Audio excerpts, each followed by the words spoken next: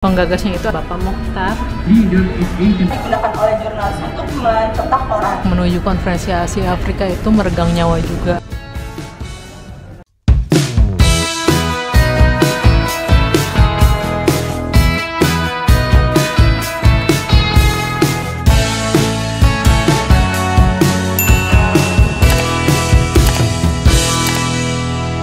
Halo semuanya, seperti namanya, Arunika dengan senang hati akan menyinari harimu agar lebih menyenangkan.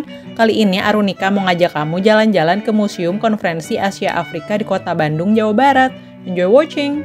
Menghargai nilai sejarahnya, Museum Konferensi Asia Afrika berlokasi di Gedung Merdeka yang terletak di Jalan Asia Afrika nomor 65, Kota Bandung, Jawa Barat. Museum ini buka setiap hari Selasa, Kamis, Sabtu, dan Minggu pukul 9 WIB sampai dengan pukul 12 WIB untuk sesi pagi dan pukul 13 WIB sampai dengan pukul 15 WIB untuk sesi siang. Sedangkan pada hari Senin, Rabu, Jumat, dan hari libur nasional, Museum KAA tutup. Oh iya, kunjungan dan seluruh layanan di Museum KAA gratis loh. Sebelum memasuki ruangan museum, para pengunjung diwajibkan melakukan reservasi online melalui laman bit.ly/simkuring-mkaa. Halo semuanya, saat ini aku sedang di Museum Konferensi Asia Afrika di Kota Bandung, tepatnya di Jalan Asia Afrika. Yang biasanya kita lihat kalau di sini banyak yang cosplay pakai baju-baju superhero atau pakai baju-baju hantu. Nah, di situ tuh ada Museum Konferensi Asia Afrika. Begitu memasuki museum ini, diorama pembukaan Konferensi Asia Afrika 1955 menyambut Arunika di dekat pintu masuk. Bandung merupakan bagian dari gelombang yang berjuang melawan sisa-sisa imperialisme Eropa. Konferensi Bandung meletakkan dasar-dasar politik, ekonomi, budaya, dan hukum yang disebut sebagai Semangat Bandung, dan apa yang kemudian disebut sebagai Proyek Dunia Ketiga. Museum ini didirikan berawal dari gagasan Profesor Mokhtar Kusumaatmadja yang sering bertemu dan berbicara dengan para pemimpin negara dan bangsa Asia Afrika selama menjabat sebagai Menteri Luar Negeri Republik Indonesia pada tahun 1978 sampai 1988. Mereka sering bertanya kepada beliau tentang Gedung Merdeka dan Kota Bandung, tempat konferensi Asia Afrika diadakan. Dan berulang kali pembicaraannya diakhiri dengan mengatakan bahwa mereka ingin mengunjungi keduanya. Gagasan tersebut dilontarkan dalam forum rapat panitia peringatan 25 tahun Konferensi Asia Afrika tahun 1980 dan disambut baik oleh Presiden Republik Indonesia Soeharto. Sebagai bagian dari peringatan 25 tahun Konferensi Asia Afrika, Presiden Soeharto meresmikan Museum Konferensi Asia Afrika pada 24 April 1980. Saat ini, UPT Museum Konferensi Asia Afrika berada dalam koordinasi Direktorat Diplomasi Publik Kementerian Luar Negeri. Jadi, cikal bakalnya adanya Museum Konferensi Asia Afrika ini digagas menjelang 25 tahun peringatan Konferensi Asia Afrika di tahun 1980. Penggagasnya itu adalah Bapak Mokhtar Kusumaatmadja. Kalau orang-orang UNPAD, hukum UNPAD mungkin udah nggak asing dengan Pak Mokhtar ya. Dan orang-orang Bandung juga harusnya nggak asing karena jalan flyover di kota Bandung juga dinamakan nama beliau, Jalan Mokhtar Kusumaatmadja. Museum KAA memamerkan sejumlah koleksi berupa benda-benda 3 dimensi dan foto-foto dokumenter peristiwa pertemuan Tugu, Konferensi Kolombo, Konferensi Bogor, dan Konferensi Asia Afrika tahun 1955. Selain itu, dipamerkan juga foto-foto mengenai peristiwa yang melatar belakangi lahirnya Konferensi Asia Afrika, dampak Konferensi Asia Afrika bagi dunia internasional, Gedung Merdeka dari masa ke masa, dan profil negara-negara peserta Konferensi Asia Afrika yang dimuat dalam multimedia.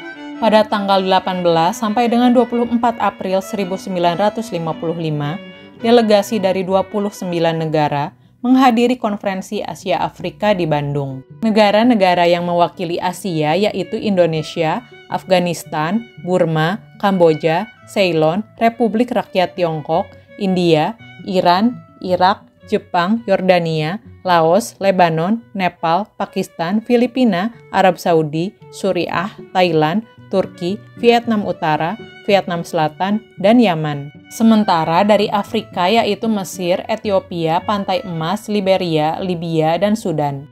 Berakhirnya Perang Dunia II pada Agustus 1945 tidak berarti berakhir pula situasi permusuhan di antara bangsa-bangsa di dunia. Lahirnya dua blok kekuatan yang bertentangan secara ideologi, yaitu blok barat yang dipimpin oleh Amerika Serikat sebagai perwakilan kapitalis dan blok timur yang dipimpin oleh Uni Soviet sebagai perwakilan komunis, semakin memanaskan situasi dunia. Perang dingin berkembang menjadi konflik perang terbuka. Walaupun sejak tahun 1945 banyak negara, terutama di Asia, yang kemudian memperoleh kemerdekaannya termasuk Indonesia, namun masih banyak negara lainnya yang berjuang bagi kemerdekaannya, seperti Aljazair, Tunisia, Maroko, Kongo, dan di wilayah Afrika lainnya. Pada masa itu memang telah ada badan internasional yaitu Perserikatan Bangsa-Bangsa atau PBB, namun pada kenyataannya belum berhasil menyelesaikan persoalan tersebut.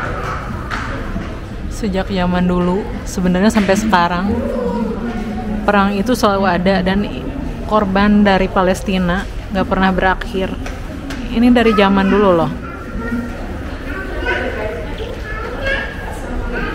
Kenapa kita nggak bisa bikin rekonsiliasi beberapa negara lagi ya, kayak dulu Konferensi Asia Afrika?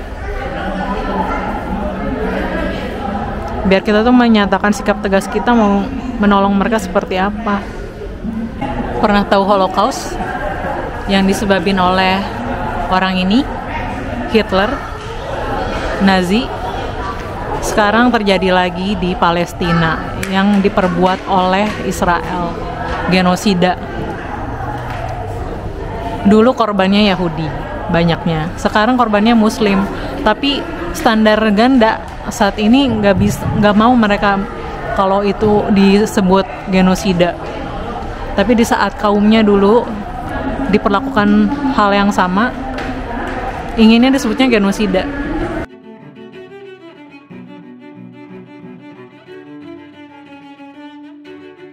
Konferensi Asia Afrika merupakan peristiwa yang sangat bersejarah dalam politik luar negeri Indonesia dan peristiwa besar bagi bangsa Indonesia yang melahirkan Dasasila Bandung, yang kemudian menjadi pedoman bagi bangsa-bangsa terjajah di dunia dalam perjuangan memperoleh kemerdekaannya, yang kemudian menjadi prinsip dasar dalam upaya memajukan perdamaian dan kerjasama dunia. Ini Dasasila Bandung atau The 10 Principles of Bandung yang dibentuk saat Konferensi Asia Afrika dengan berbagai macam bahasa.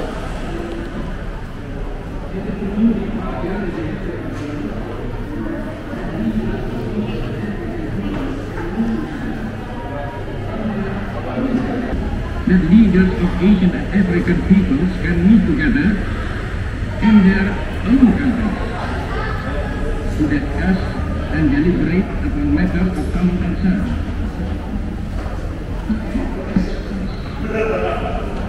In spite of diversity that exists among its participants, let this conference be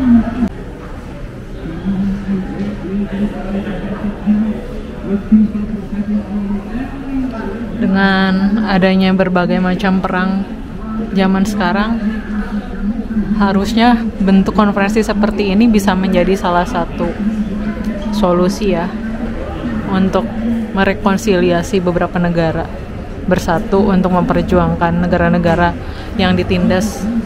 Tanggal 18 April 1955 pukul 10.20 WIB, setelah diperdengarkan lagu kebangsaan Indonesia Raya, Presiden Indonesia Soekarno membakar semangat para peserta Konferensi Asia Afrika dengan pidato pembukaan yang berjudul Let a New Asia and a New Africa be Born. Mari kita lahirkan Asia baru dan Afrika baru. Dalam kesempatan tersebut, Presiden Soekarno menyatakan bahwa kita, peserta konferensi, berasal dari kebangsaan yang berlainan. Begitu pula latar belakang sosial dan budaya, agama, sistem politik, bahkan warna kulit pun berbeda-beda. Namun kita dapat bersatu, dipersatukan oleh pengalaman pahit yang sama, akibat kolonialisme, oleh keinginan yang sama dalam usaha mempertahankan dan memperkokoh perdamaian dunia. Berikutnya saya ada mesin untuk transmisikan berita. Nah, mesin ini hanya mencetak mencetak 180.000 kata per harinya, yang mana digunakan oleh jurnalis untuk mencetak koran. Nah, Bapak dan Ibu bisa melihat di sini foto-foto dokumentasi para jurnalis. Emang zaman dulu tuh khas banget ya dengan kegiatan merokok. Ini bahkan lagi ngasih keterangan pers pun sambil ngerokok.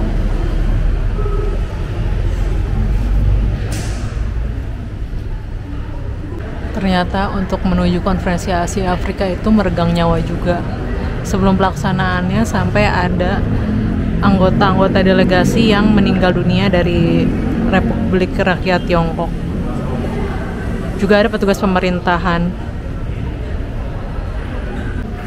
Ini berita-berita yang memuat tentang konferensi Asia Afrika. Ini salfok banget deh. Ini tulisannya apa? Sindo apa Sinro? Atau apa? Masa koran Sindo? Kan zaman sekarang.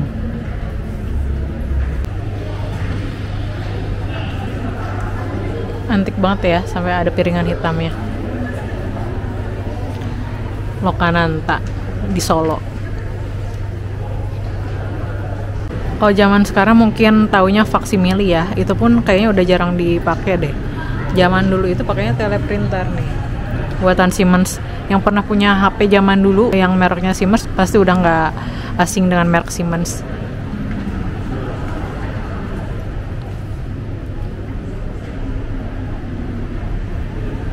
Ini mesin tik, kalau mesin tik udah pada tahu lah ya. Ini Remington. Kalau aku ingat Remington itu produk buat perawatan rambut loh. Kayak hair dryer, catokan itu kan Remington. Ini tuh adalah replika furnitur rotan dibuat di Bandung, dan ini tuh menyerupai furnitur yang dipakai oleh Perdana Menteri Ali Sastro Amijoyo dan Pangeran Norodom waktu tahun 1955. Sebelum menjadi gedung merdeka, tanah seluas 7.983 meter persegi ini dulunya dibangun untuk sesi Yeitet Concordia, tempat berkumpulnya para elit Eropa. Dibangun pada 29 Juni 1879 di persimpangan Jalan Asia Afrika dan Jalan Braga, dengan tujuan untuk de bevordering van gezelle verkeer, artinya meningkatkan hubungan di Bandung dengan Eropa.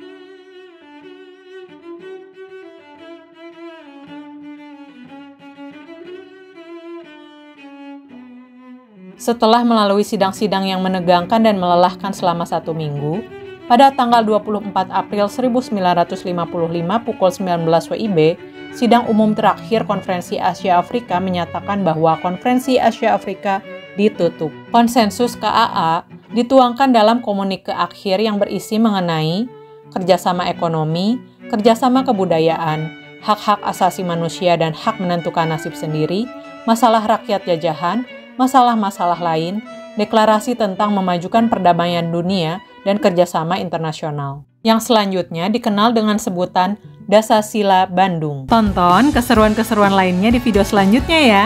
Dan jangan lupa like, comment, subscribe, dan share. Thank you for watching.